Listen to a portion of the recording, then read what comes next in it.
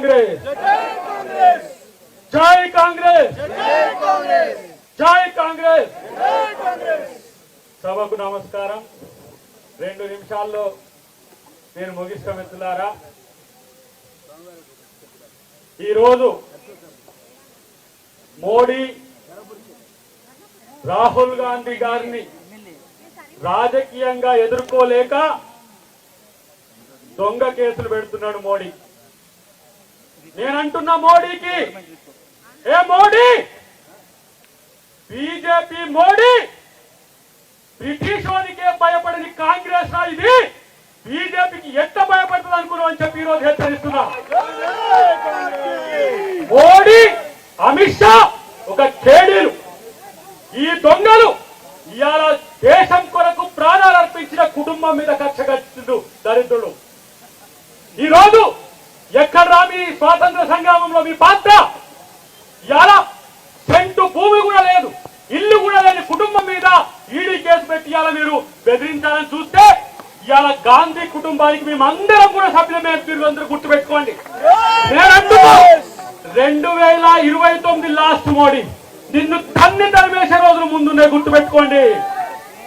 2029 తర్వాత మోడీ ఉండేది జైల్లో.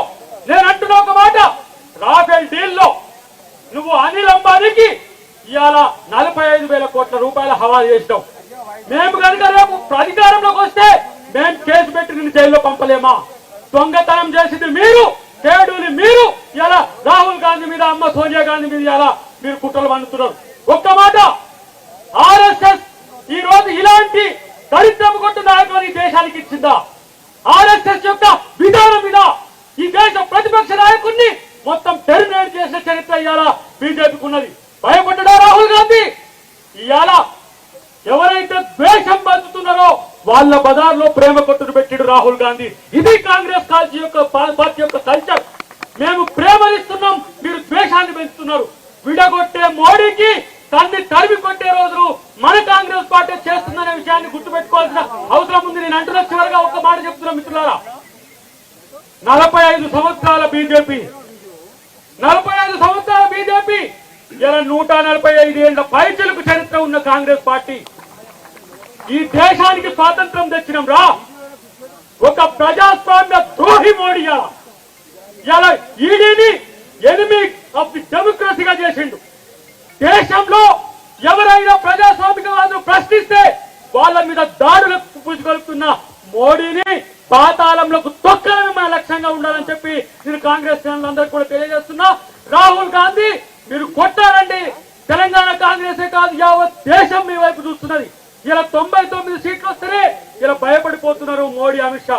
రేపటి కనుక అధికారంలోకి వస్తుందని ఒక ఆలోచన కనుక ఉంటే ఇలాంటి పరిస్థితిలో వస్తే మా బతికేందని చెప్పేలా మోడీ చూస్తున్న పరిస్థితి. కాబట్టి ఇవాళ దేశ ద్రోహులుగా మోడీ, అమిత్ షా ఉన్న స్థితిని మనమందరం కూడా గమనించి కాంగ్రెస్ పార్టీని రక్షించుకోవాలి, ప్రజాస్వామ్యాన్ని రక్షించుకోవాలి. రాజ్యాంగ పరిరక్షకుడు రాహుల్ గాంధీని, అమ్మ సోనియా గాంధీ వెంట మనం అందరం ఉండాలని చెప్పి తెలియజేస్తూ జై కాంగ్రెస్. కాంగ్రెస్ పార్టీ నాయకులు అద్దంకి దయాకర్ గారు, మీరు నోరు అదుపులో పెట్టుకుంటే బాగుంటుందని నేను మీకు హెచ్చరిస్తున్నాను. బీజేపీ కార్యకర్తలకు, నాయకులకు మాట్లాడడం రాదనుకుంటున్నారా, లేకపోతే మేము మాట్లాడలేమని అనుకుంటున్నారా? అసలు రాహుల్ గాంధీ ఎక్కడా, మా నరేంద్ర మోదీ గారు ఎక్కడా? వాళ్ళిద్దరికి పొంతన చేస్తున్నారా? ఎంత హాస్యాస్పదము. ఒకరేమో అయ్య పేరు చెప్పుకొని, తాత పేరు చెప్పుకొని నాయకులు అయ్యారు, అది రాహుల్ గాంధీ. పేరు ఎక్కడి నుంచి వచ్చిందో ఇంతవరకు ఆయనకే క్లారిటీ లేదు, అది రాహుల్ గాంధీ. అదే మా నరేంద్ర మోదీ గారు ప్రజల కోసం అంకిత భావంతో ప్రజా సేవ చేయాలని చెప్పి జీవితాన్ని మొత్తం త్యాగం చేసి 24 గంటలు ప్రజల కోసం కష్టపడుతున్నారు, అది మా నరేంద్ర మోదీ. అట్లాంటి ప్రధానమంత్రి నరేంద్ర మోదీని రాజ్యాంగబద్ధంగా ప్రజలు 3 సార్లు ఎన్నుకొని ప్రధానమంత్రిని చేశారు. అట్లాంటి ప్రధానమంత్రికి మీరు గౌరవం ఇవ్వట్లేదు అని అంటే రాజ్యాంగం పైన మీకు ఎలాంటి చిత్తశుద్ధి ఉందో అర్థమైపోతుంది. ఏంది, దేశం కోసం ప్రాణత్యాగాలు చేసింది గాంధీ కుటుంబమా? ఎక్కడ నుంచి చేసింది? కేవలం కూర్చోడానికి ప్రధానమంత్రి కుర్చీ కావాలని చెప్పి పార్టీషన్ పేరు మీద ఎమర్జెన్సీ పేరు మీద అమాయక ప్రజల ప్రాణ త్యాగాలను చేయించి వాళ్ళ ప్రాణాలను పొట్టలో పెట్టుకున్నది మీ గాంధీ కుటుంబం, మీ సోకాల్డ్ గాంధీ కుటుంబం. అట్లాంటి గాంధీ కుటుంబం సోనియా గాంధీ అమ్మైపోయిందా మీకు? మీరు మాట్లాడే ముందు వెనక ముందు ఆలోచించుకోండి. ఇంకొకసారి గాని ఆర్ఎస్ఎస్ గురించి మోదీ గురించి మాట్లాడే ముందు అసలు రాహుల్ గాంధీకి ఆ గాంధీ పేరు అని ఎలా వచ్చిందో ఆ క్లారిటీ ఇస్తే బాగుంటుందని చెప్పి నేను హెచ్చరిస్తున్నాను. అంజన్ కుమార్ యాదవ్ గారు అసలుకి ఒక్కసారి ఎంపీగా సికింద్రాబాద్ ప్రజల దగ్గర గెలిస్తే మీరు చేసిన తప్పులకి వాళ్ళే శిక్షణ వేసి తర్వాత మిమ్మల్ని ఓడగొట్టారు. అట్లాంటి వాళ్ళ మీరు మా కిషన్ రెడ్డి గురించి మాట్లాడేది? మీలాగా స్కామర్లు చేసి లిఫ్టులెక్కి పైకి రాలేదు కిషన్ రెడ్డి గారు. చిన్న స్థాయి కార్యకర్తగా ఒక ఆఫీస్ లో ఒక చిన్న స్థాయి కార్యకర్త నుంచి కష్టపడి తర్వాత ఎమ్మెల్యేగా గెలిచి ఎంపీగా గెలిచి ఈ రోజు ఈ రాష్ట్ర స్థాయి నాయకుడు అయిన తర్వాత యూనియన్ మినిస్టర్ గా అయ్యారు. అది మా కిషన్ రెడ్డి గారు, అది మా బీజేపీ కార్యకర్త. అట్లాంటి వ్యక్తి గురించి మాట్లాడే అర్హత మీకుందా? మీలాగా స్కాములు చేసి లిఫ్టులెక్కి అంటే గుండాయిజం చేసే క్యారెక్టర్ కాదు, ఒక సౌమ్యుడు. అట్లాంటి వ్యక్తి గురించి మాట్లాడే అర్హత మీకు లేదని చెప్పి నేను మీకు హెచ్చరిస్తున్నాను.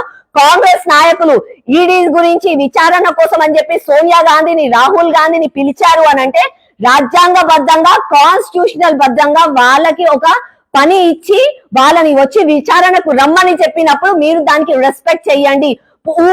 అంటే బుక్ పట్టుకొని కాన్స్టిట్యూషన్ బుక్ పట్టుకొని చేతులలో ఓపడం కాదు, అందులో రాసిన దాన్ని బట్టి రాజ్యాంగబద్ధంగా దానికి గౌరవం ఇస్తే బాగుంటుందని చెప్పి కాంగ్రెస్ పార్టీ నాయకులకు ప్రతి ఒక్కరికి నేను హెచ్చరిస్తున్నాను.